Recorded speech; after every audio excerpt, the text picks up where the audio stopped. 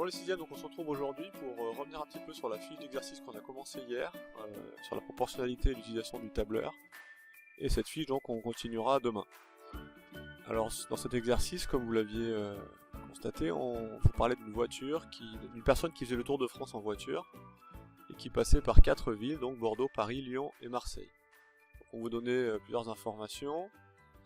En particulier que sa voiture consommait 5,2 litres d'essence pour parcourir 100 km, et puis que son réservoir avait une capacité de 40 litres, et enfin que l'essence coûtait environ, à ce moment-là, c'était il y a quelques mois déjà, 1,35 € le litre.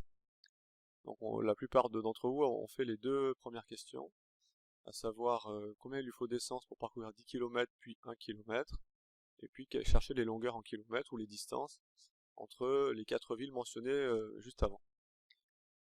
Donc si on veut revenir un peu sur la première question, l'énoncé nous dit qu'il faut 5,2 litres pour parcourir 100 km. Je vais écrire comme ça rapidement, 5,2 litres pour 100 km. Et donc on vous demande pour parcourir 10 km. Évidemment pour certains c'est beaucoup plus rapide que pour d'autres. L'idée c'était de se dire, eh bien, pour passer de 100 km à 10 km, j'ai simplement à diviser par 10. Je peux l'écrire comme ça, divisé par 10 avec une petite flèche. Et donc si la distance est divisée par 10, eh bien la quantité d'essence nécessaire est elle aussi divisée par 10. Et donc quand on fait le calcul 5,2 divisé par 10, ça permet de revoir ces méthodes aussi, divisé par 10 multiplié par 10. Alors certains disent la virgule se décale, je vous rappelle que c'est pas vraiment ce qui se passe. Ce qui se passe, c'est que quand on divise par 10, le chiffre des unités, les 5 unités qui sont là, vont devenir 5 dixièmes. Donc c'est le 5 qui va se décaler vers la droite. Et donc on obtient 0,52 litres pour 10 km. Et puis la méthode est la même pour obtenir la quantité d'essence nécessaire pour 1 km. Donc il fallait à nouveau diviser par 10. Et on obtenait 0,052 litres en divisant par 10 la quantité précédente. La question suivante, on vous demandait donc d'aller chercher sur internet les distances, les longueurs entre ces différentes villes. Alors une petite remarque à ce propos, plusieurs élèves ont écrit sur Google, ils ont écrit longueur, par exemple Paris, ou longueur Bordeaux-Paris, ou Paris-Bordeaux, ce qui est la même chose.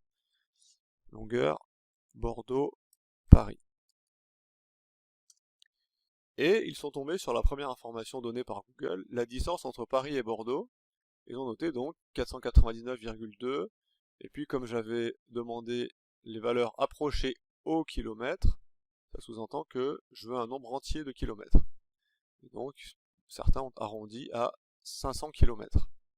Sauf que quand on regarde un peu dans le détail, il est écrit ici la distance la plus courte, entre parenthèses, à vol d'oiseau. Et cette distance à vol d'oiseau, c'est la distance qu'on pourrait dire, on pourrait donner ça en ligne droite, disons, et c'est pas la distance que va parcourir une voiture. La distance que parcourrait un oiseau, en admettant qu'un oiseau, il va toujours en ligne droite pour aller d'une ville à une autre. Ce qui ne doit pas être le cas non plus d'ailleurs. En tout cas, c'est pas la distance que va parcourir André avec sa voiture. Donc, comment on fait si on veut vraiment cette distance en voiture? Bon, elle est marquée un petit peu à la suite, d'après le planificateur d'itinéraire, le trajet le plus court est 584,02, ou alors on peut remplacer longueur par distance,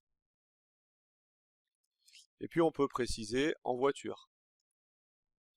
Là on obtient, alors suivant les sites, suivant ce que vous avez tapé, quelque chose comme 587, 590, c'est pas ce qui m'importe, soyez au kilomètre près pour la suite de l'exercice.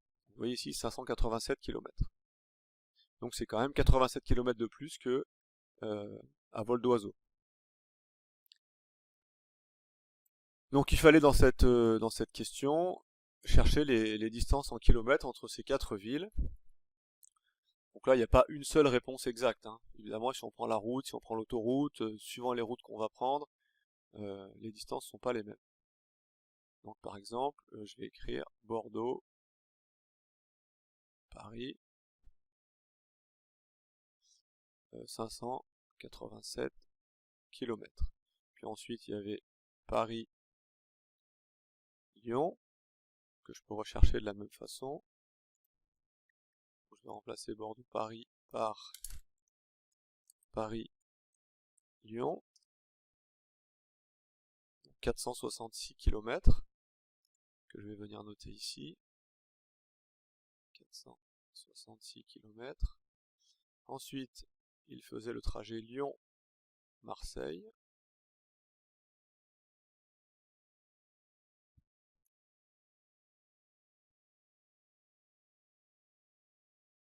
et puis enfin le retour, Marseille-Bordeaux,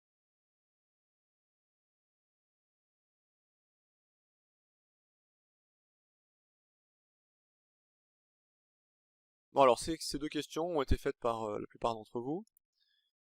Il y a ensuite une troisième question, et c'est pour cette question plutôt que je fais cette vidéo, c'est pour vous remettre en tête un petit peu comment est-ce qu'on travaille dans un tableur. Donc ce que vous voyez ici, c'est la reproduction de ce qu'on a dans un tableur. Donc un tableur se présente de cette forme-là. C'est comme une grille avec plusieurs colonnes et plusieurs lignes. Chaque colonne porte le nom d'une lettre, A, B, C, D, etc. Et les lignes portent des chiffres 1, 2, 3, 4, 5. Donc il s'agissait dans un premier temps de recopier ce que vous avez sur votre feuille sur la feuille du tableur. Alors il y a plusieurs petites astuces aussi. Donc là, trajet, aucune difficulté. Mais ensuite sur la colonne suivante, on vous demandait de recopier Bordeaux-Paris. Et puis Paris était à la ligne. Alors ceux qui tapaient Bordeaux et puis qui faisaient entrer pour écrire Paris, pour aller à la ligne disons, ils se rendaient compte que ça changeait de ligne dans le tableur. Donc la technique pour changer de ligne, mais en restant dans la même case, c'est d'appuyer d'abord sur la touche CTRL du clavier, puis sur la touche Entrée. Et ensuite on peut écrire comme ça Paris.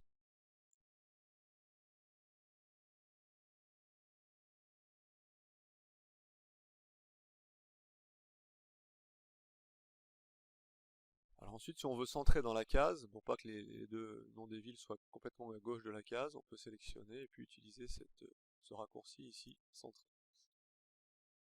Ensuite on vous demandait d'écrire longueur entre parenthèses en kilomètres.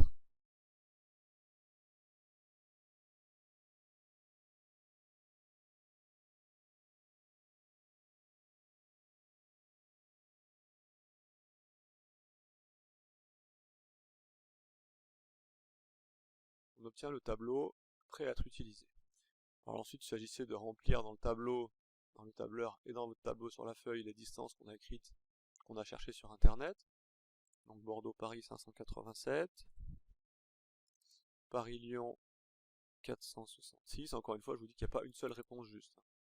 301 et enfin 673.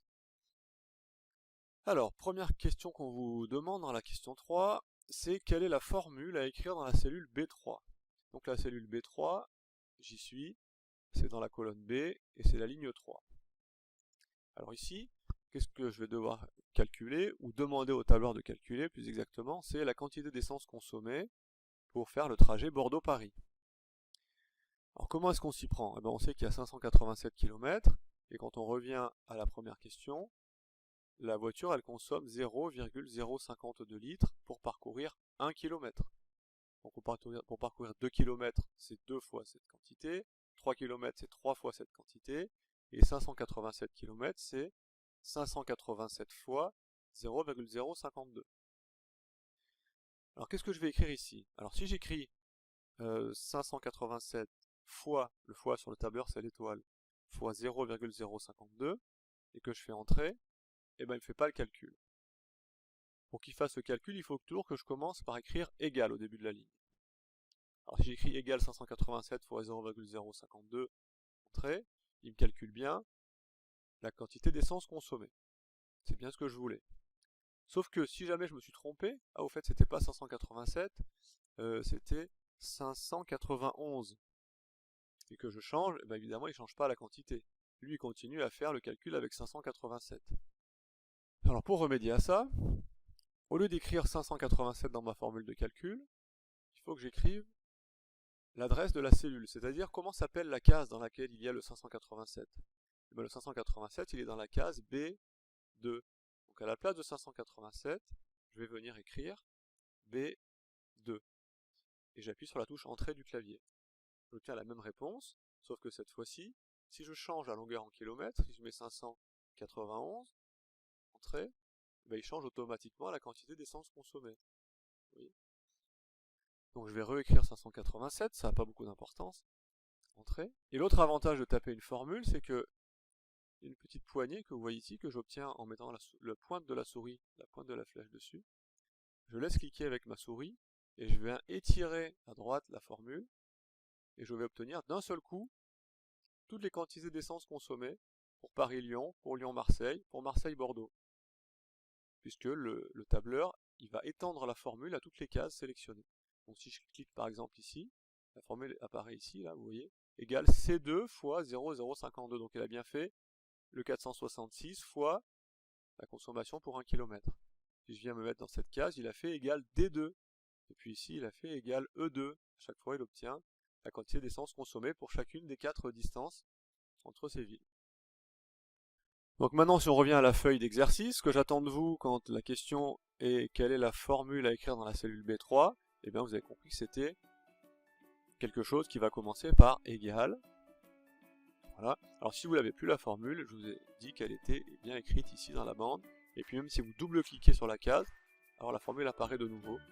Égal B2 étoile, pour remplacer la multiplication, B2 fois 0,050. Donc c'est ce que j'attends de vous ici, égal B2 étoile 0,052. Donc je m'arrête là pour cette petite vidéo, qui vous permettra, j'espère, de poursuivre cet exercice demain dans de bonnes conditions. Bonne journée à tous!